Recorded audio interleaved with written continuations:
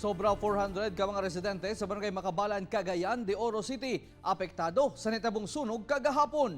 Nakatutok si Clyde Makaskas.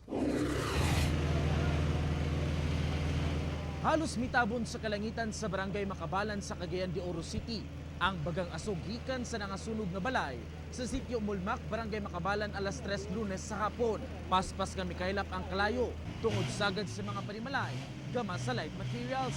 Mga residente iyahay sa paghikwat sa ilang mga gamit aron maselbar gikan sa sunog.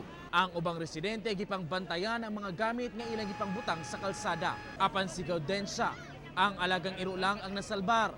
Tungod paspas kuno ang paghitabo, busa wala siya nadalang gamit. Wala naman ko kakon kay natarantam ko kay na ay mong balay amo sa likod. Unya pagtantaw na ko kay kana ang aso pud man kusuga maong kung bana ko na lang ipaani dinhi kay ngamong tindahan na dama dana uy ako na lang ipagsiguro ang mga damo dana. Mga batang nagdula og lighter ang unang gilantaw nga hinungdan sa sunog. Dili mobus sa 30 ka panimalay ang naugdaw. Lakip sa nadanyo sa sunog ang Fish Laboratory sa Bureau of Fisheries and Aquatic Resources Region 10. Totally damaged ko siya. Asa yung may mutang sa atong website, ang atong function na binadala na dapita.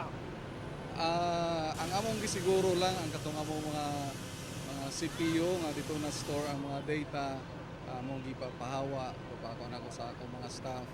Then temporarily naon ni conference room dito sa sila mga office. Miabot sa Task Force Alpha ang alert level tungod sa kadako sa sunog. Kapin kun kulang 1.3 million pesos ang gibanabanang na danyos. Ingon ani man gud nga klase sa kanang area no rampant ang kanang illegal connection no and electrical overloading sa ato ang mga appliances labi na kay perting inita ganina udto.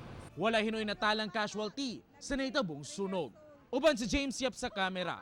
Ako si Clyde Makaskas para sa One Mindanao.